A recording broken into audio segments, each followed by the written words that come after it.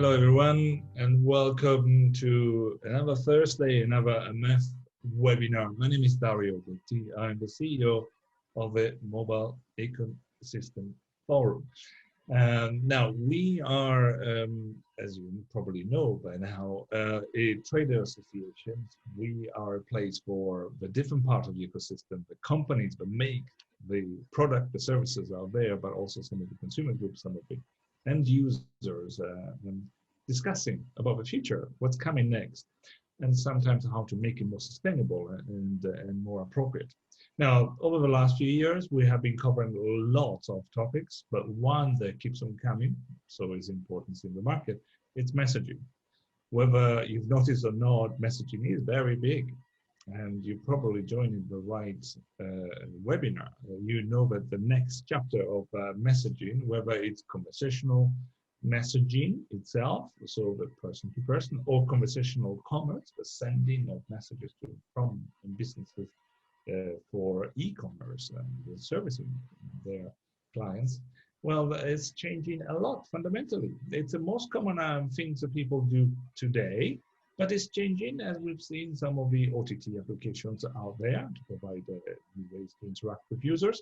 We've seen SMS changing its own skin and doing different things. And also evolution of SMS itself, what is called RCS, the title for today's event. So the multimedia evolution of messaging itself. Now, we are here to talk with you with Syniverse, one of our members. I'd like to thank you for being a member, but not just one of our members. It's also one of the companies which you might possibly have not heard of before, but your messages would have been kind of going through their hands in some way in the servers. It's part of the magic that happens of sending and transacting in the world. And already Syniverse is very much delivering the RCS, the rich communication services as well. I've asked them before, and according to calculations, we're talking about billions, 2 billions of messages that go through Syniverse in terms of person-to-person messages. So time to take a check, time to consider what's happening right now in terms of RCS today and how you can monetize these new secure and engaging environment. And at the point where so many questions are out there, so one of the hot topic, RCS in general, we have seen so much changing. I should say that we at MEF host one of the discussions in terms of the RCS as the Open RCS Forum, where Syniverse is also taking part, as trying to make sure that the interoperability of RCS is truly out there with different providers working on testing and making it all happening. So lots of things to talk about, lots of questions maybe from you as well. And if you do have questions at any point, do add it to your Q&A session. But good news, it's not me answering the question. We've got some real experts to talk to us. I'd like to welcome Chris Wright, the Vice President of Product Management, Krista Wilson, Senior Emerging Product Specialist Manager, and Mike Carnes, the Senior Product Management Manager at Syniverse. Welcome to the three of you. Hello. Hello, thank you, Dario. Hello. Fantastic. Hello. Now, I have three specialists and I'll let you fight for each question. So you will go and tell me who wants to answer. But quickly, we talked about some of the old stuff, you know, the SMS. We talked about the future, all things that happened, but nothing is like the present. Please tell us. Now, what's the current state of the global messaging market? What's happening for the operators and their revenues? Dario, I'll take that one. Over the past few years, we've seen the rise in OTT and gray route traffic. It's definitely impacted the messaging volumes and revenue for the operators. In particular, the P2P SMS messaging volumes, we've seen a significant decrease in those volumes, and we're going to see those decline over time in the foreseeable future. What the operators need to do is they need to focus a little more on where they could gain revenue, and that's going to be more around the A2P messaging. Today, it's SMS, but SMS has a very limited user experience, as you know. It's simply a text message or a URL that you can send out. It doesn't provide a lot of the multimedia capabilities that OTTs do today. OTTs are one of the driving factors that actually brought down the overall messaging volumes on the P2P side. That could all be going back to the different models that different countries and different operators had, where they're actually charging termination fees for subscribers. OTTs seen that niche market, and they were able to go in and capitalize on it by offering free messaging. What that allowed them to do is to gain a dominant market share in selected countries and selected areas, where they're able to actually go in and take over the P2P interoperability services in those regions. What we need to do is figure out how we can actually go through and capture that market back for the operators and bring that traffic back to them. And we feel that RCS is one of the ways that they can actually do that. Great. Now, how does then RCS disrupt these trajectory? I'll jump in on this one. So RCS puts the operator in control of the subscriber messaging experience. It provides new capabilities that will enhance the experience, putting it on par or even exceeding what is currently offered by the OTTs. For example, P2P will now provide the ability to see when someone is responding to your message based on indicators that are available when the respondent is typing. A2P will provide a more robust interface that includes things like customized branding versus using short codes and verified sender information. There are also suggested interaction elements so that the subscriber can control the direction of the interaction. Things like URLs, dialer buttons, and other customized reply buttons. In addition, there are real-time chat capabilities and the ability to embed rich media like videos or maps. And all of this is through a native handset client that is selected by the operator. So if I heard correctly, Mike, you've been talking about business analytics and multimedia. I mean, that in itself is what the digital marketing today it really lives for. Well, question in general, so the RCS is going to be fundamentally very important for brands as well. You know, they improves the questions of knowing where your SMS previously messages were going, who's reading it, and how rich the experience is. Yeah, that's a great question. RCS is going to be a critical driver for brands, and some of the key things that they're looking for that they can actually derive from RCS is reach. If you look at reach capabilities or characteristics of operator communications, it's global. You have global reach for SMS, and RCS is more going towards that also. As more and more operators roll it out in a given country, it's going to expand the overall reach capabilities or characteristics for the RCS service. When it does expand the reach, you're also going to get a richer communication channel.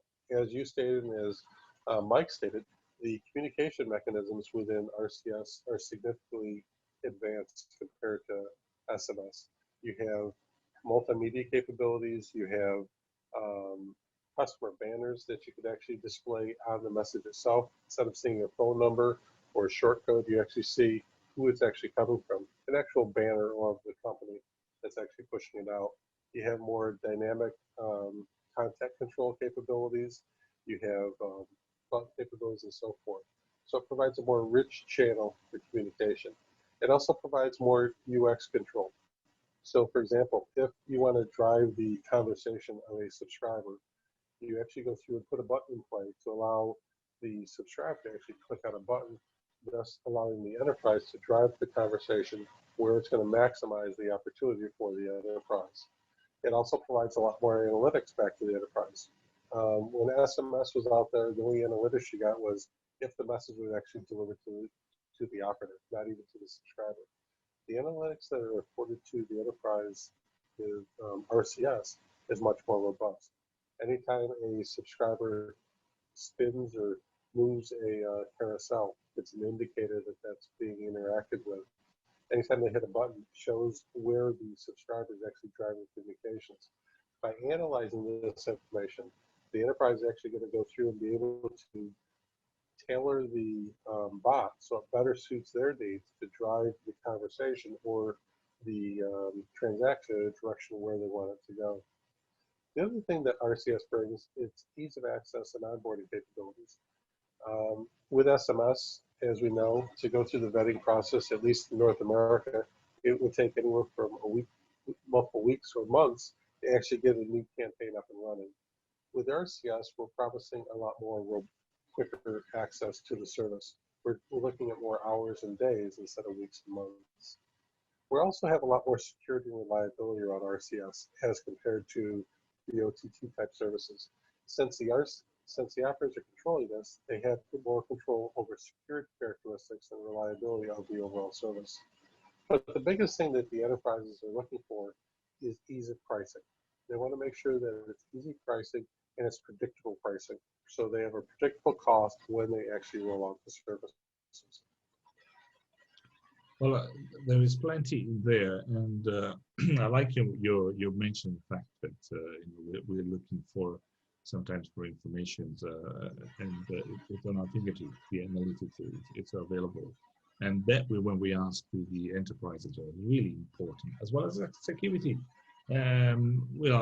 This is a plug, obviously, to a lot of things that MEF does, but there are lots of things out there that can improve, and RCS is promising to deal with. So if you're a brand, you should be pretty excited of the overall availability of some of these features. But now, and I'm going to ask you more before I say more about the brands, let's talk about the other side of the word. These are mobile operator services. SMS is mobile operator services. So what would you gain if you are an MNO, a mobile operator out there?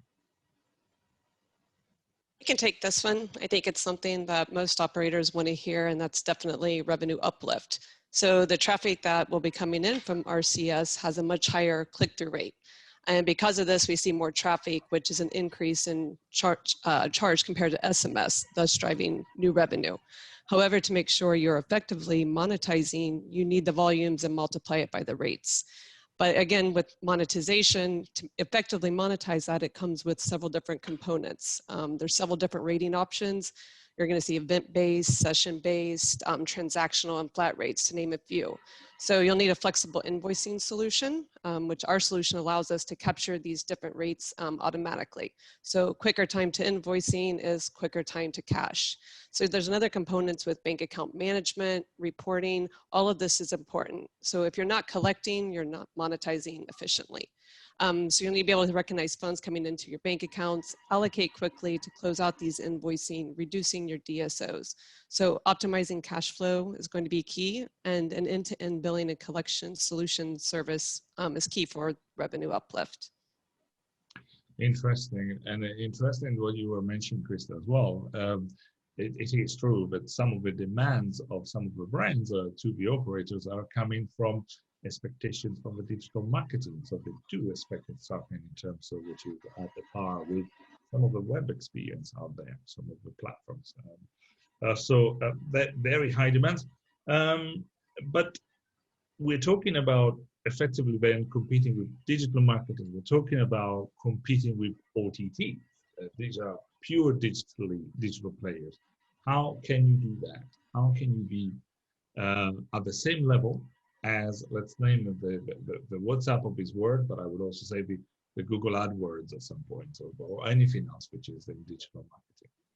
Oh, that's a great question. I think what the operators need to do is they need to focus on ensuring that there's a frictionless ecosystem that's deployed. As more and more operators deploy, they need to ensure that you have proper connectivity between all the opcos in a given country or a given region, so that the enterprises can have one point of access and be able to reach all the operators with a simple interconnect. That's going to help. The other thing that they do is make sure that they drive all the communication channels, not just the RCS itself, but also make sure that there's a proper orchestration. Using MAP is a good example where it applies the ability for them to use multiple communication suites to get out to the enterprise space or to the subscriber space. The other thing is they need to make sure they support both P2P or P2A and A2P transactions with services they're offering. They need to make sure that it's a clean messaging channel. It's uninterrupted, it's uninfluenced by other things. They need to make sure that they protect the subscriber data. That's one of the key things that the operators bring to the table, is providing that they provide the ability for the subscriber to interact with the brands without passing that information on anybody else or modifying the data or manipulating the data in any such way. It's a secure data privacy play that the operators have.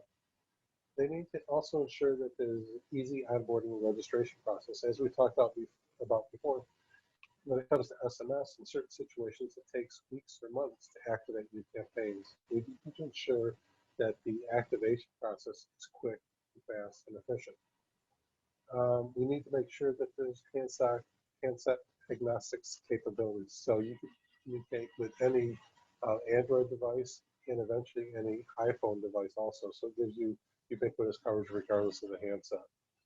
We need to provide filtering capabilities to ensure that gray routes and spam controls are put in place to ensure that all the communication going over this channel is legitimate and authorized. And finally, you need to make sure that you have true omni-channel capabilities where you can actually do fallback. So anybody that you cannot reach via RCS, you can actually do a fallback to either SMS or MMS to provide ubiquitous coverage for the enterprise using this one particular channel. Right, and you mentioned something. You mentioned the I word, the iPhone word in there. I haven't looked at the questions, but I would probably expect that somebody's going to ask, and we still don't know unless you tell me otherwise. Whether, when, or if Apple is going to be joining, even though the industry seems to be expecting that just like other situations, they might join the RCS at some point. But Apple itself, and there was another thing you mentioned, is starting to differentiate on these questions of data security, data privacy, and another shameless plug for Meth, but this is something that we do on a regular basis. We test, and it turns out that 80% of the testing on smartphone users globally seems to be concerned about how data is used. And that is true for everything, and also for their messaging platform. So direct question to you guys. What about these questions of data security and privacy? What does RCS offer in this area? Well, this is really pretty simple. I mean, it should be considered, a basic expectation that any RCS service provider, adhere to GDPR and other global data protection standards. And it should also be expected that data should only be retained for reporting and KPI usage. You shouldn't be in the business of, mining the data and doing and using customer conversational type information for other purposes. Well, important, and if ever you need some background reading on any of these, do leave us a message on the chat. We have an entire consumer service to give you.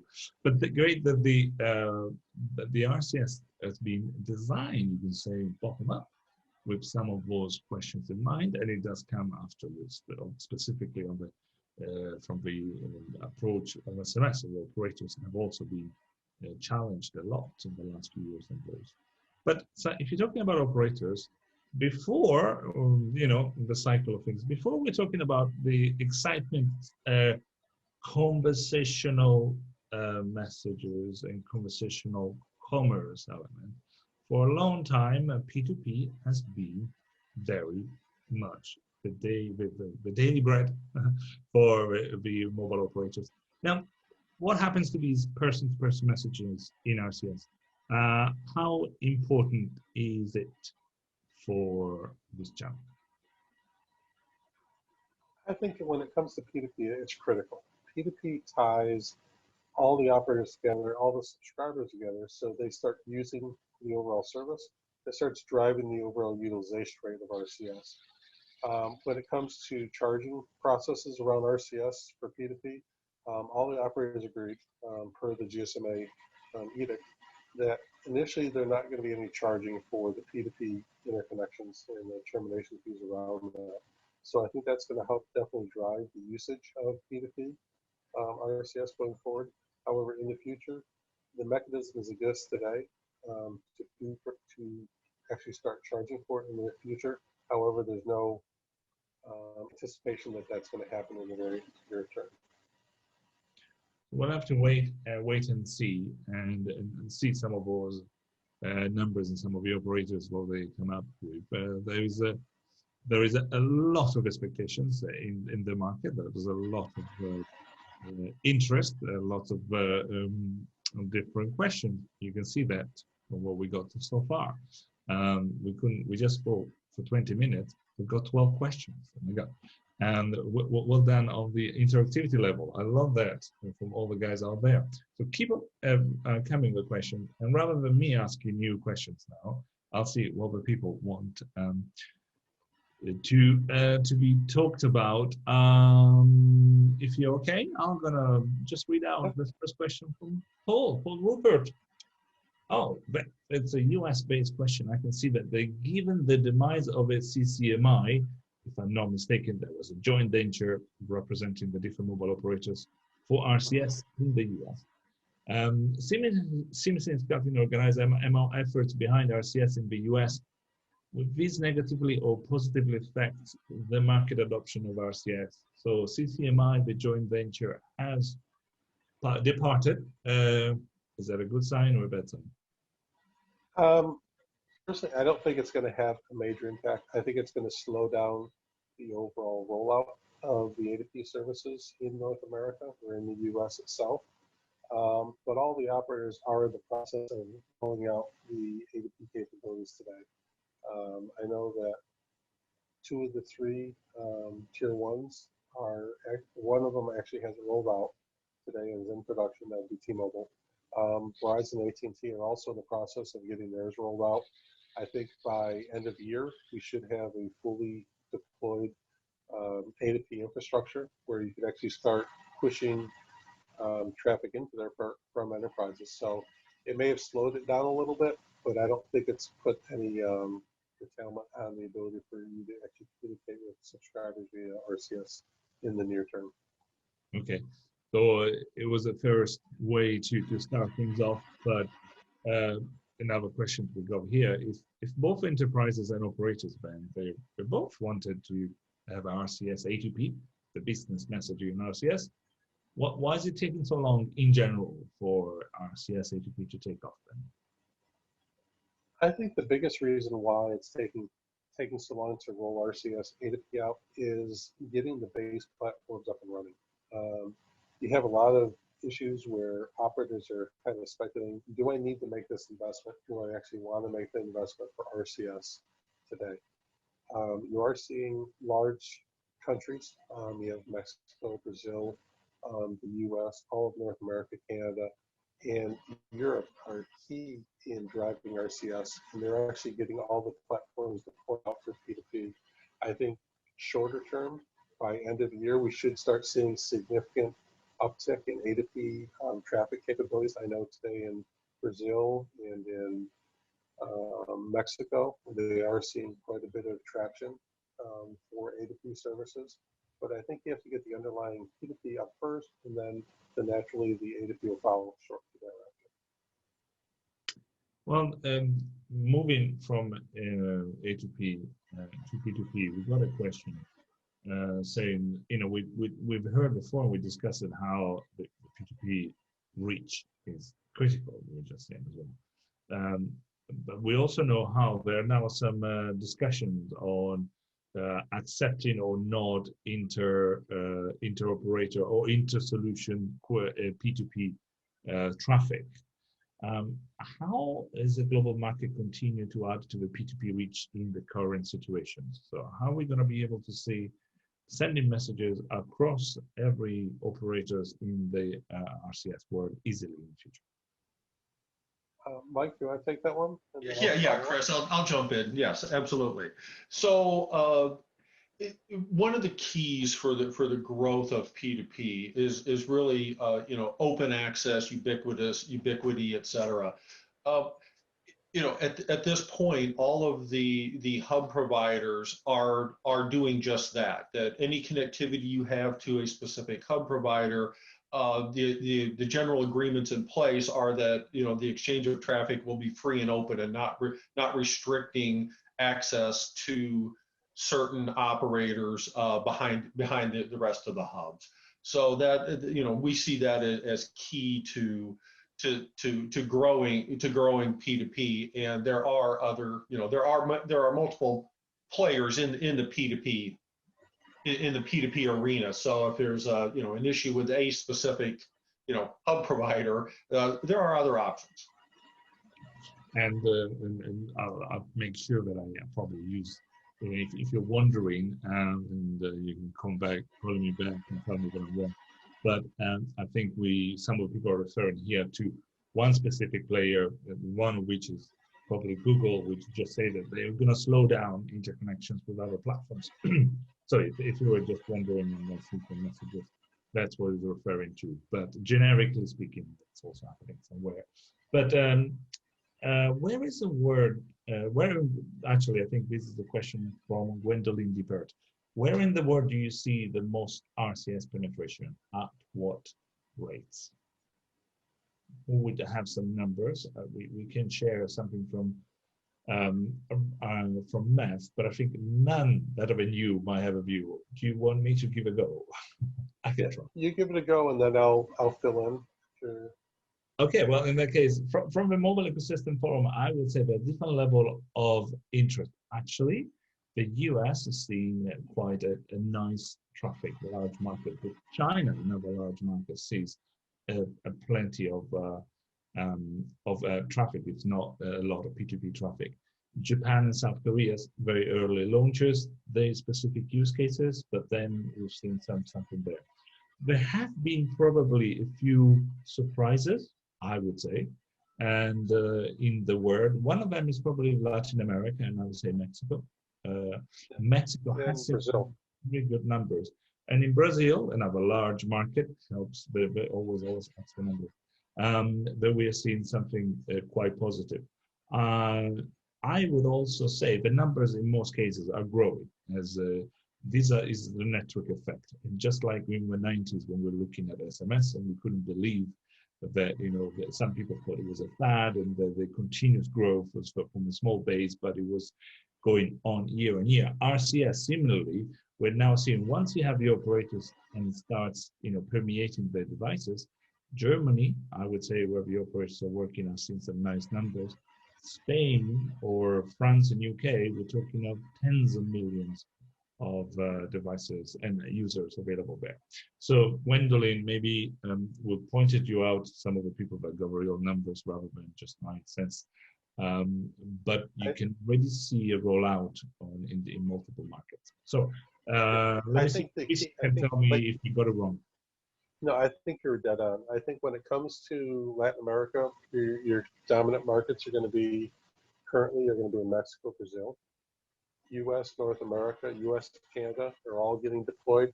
We're seeing significant volume transactions. As you stated before, we're seeing a couple billion interoperability messages going through our platforms on a monthly basis. And that's dominantly going to be in North America that we're seeing. Europe is the other big one. Germany, UK, France, Spain, those are all countries that have rolled out currently and are in production.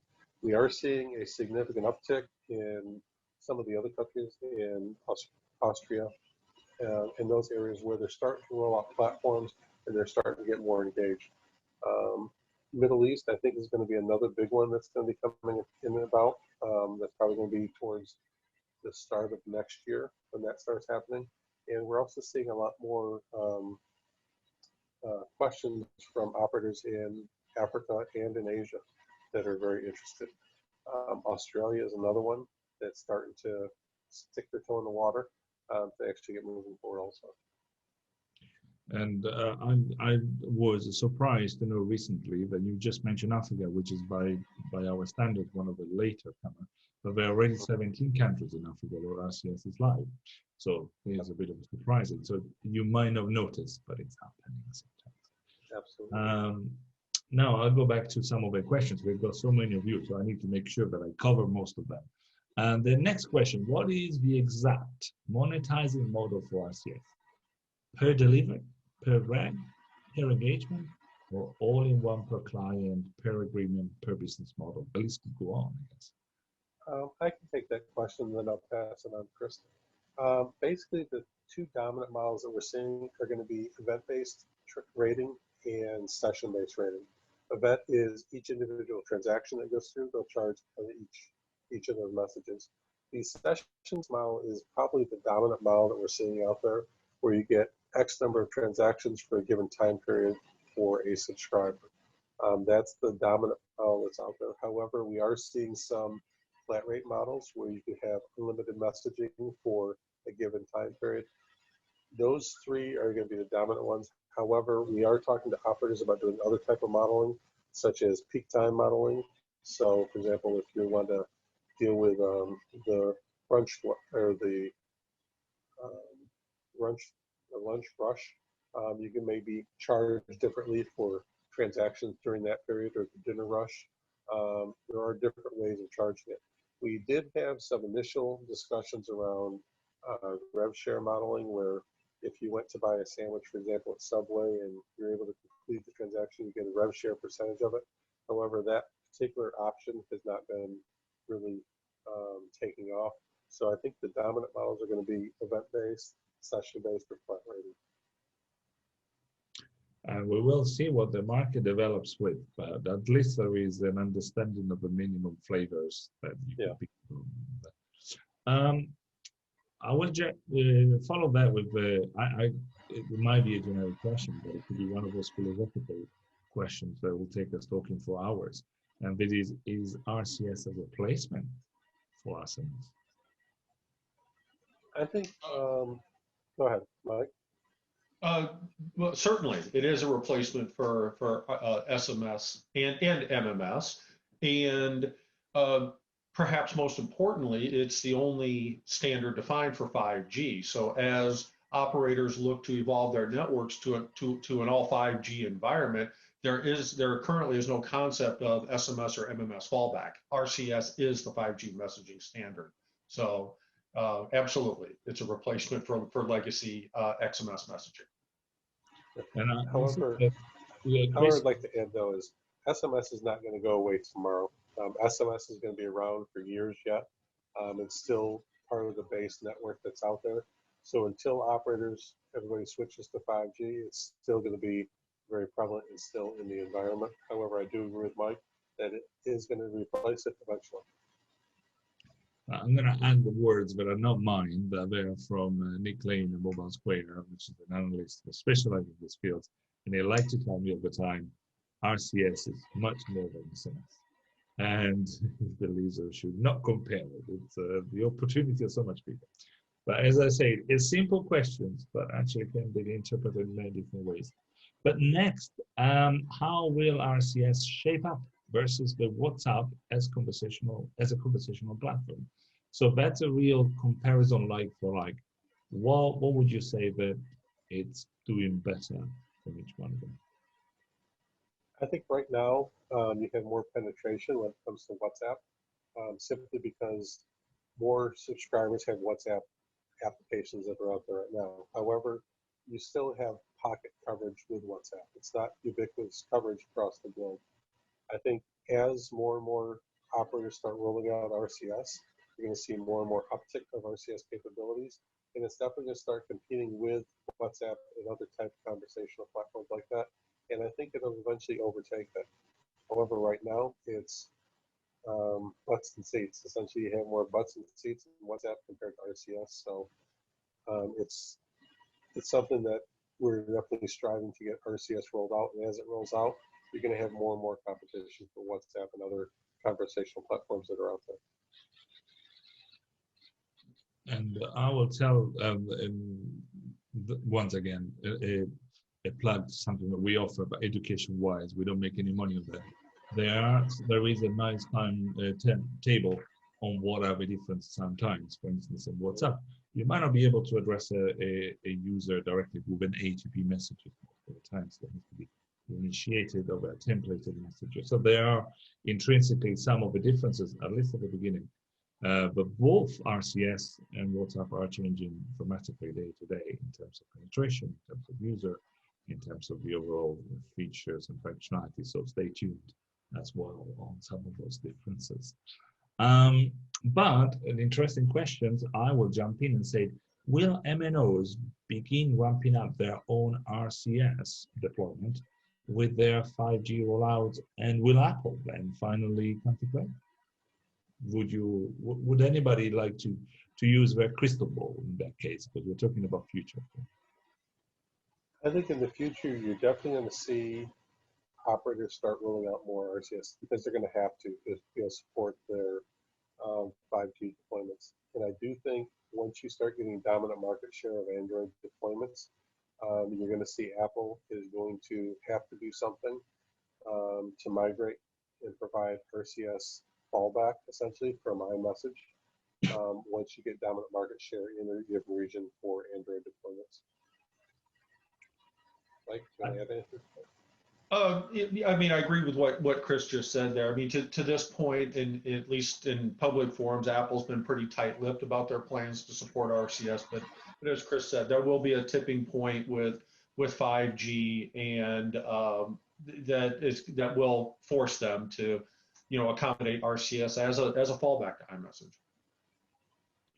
And yes, we've seen how Apple was a tight leap with anything else, including 5G itself. So you shouldn't expect them announcing before doing it.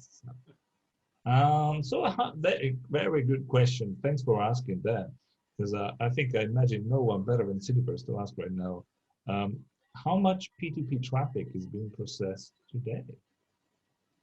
So today we process about the equivalent of about 2 billion SMS equivalents per month through our P2P Hubby platform.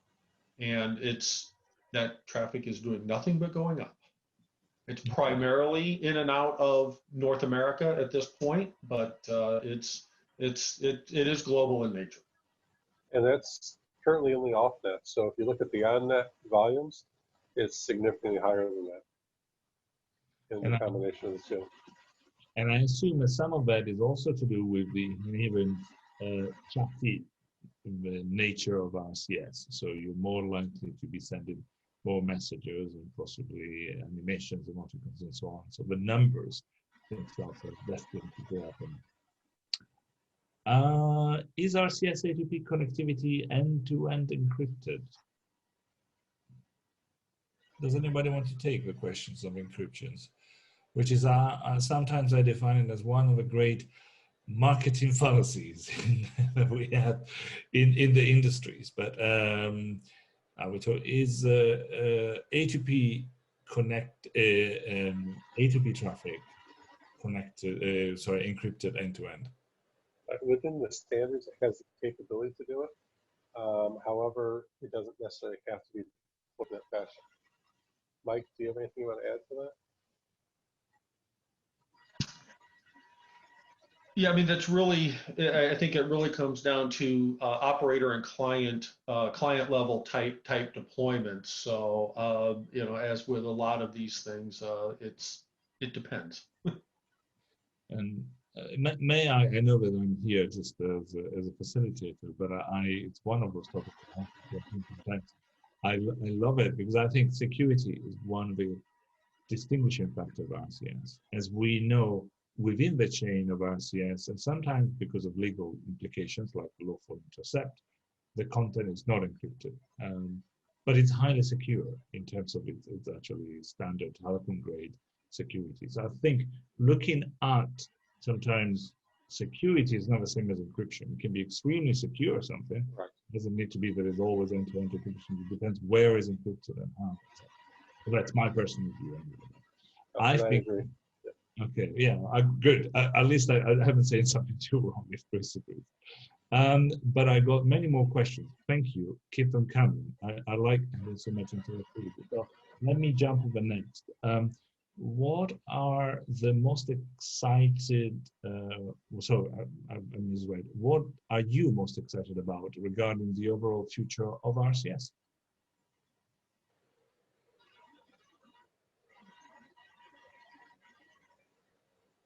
I mean, I'm more involved in the P2P side of things. Obviously, but from an A2P perspective, the ability for operators to start reclaiming control of the messaging experience and monetization aspects that they might be losing to the OTTs is a big thing.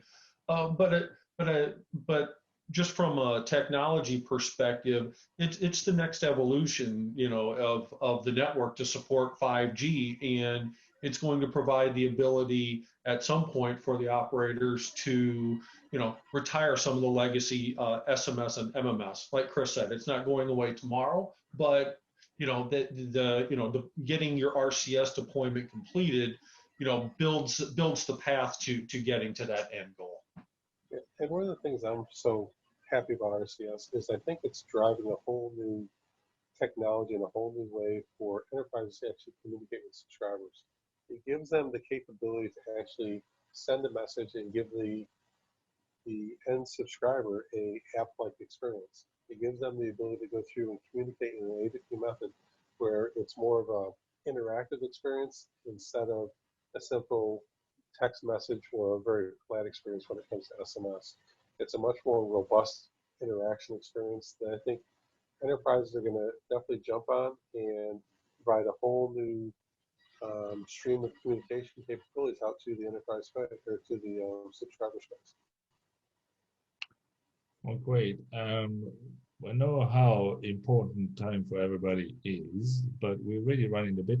But I'm going to squeeze in a couple of more questions and possibly ask you three your closing thoughts. What would you like our audience to go away with?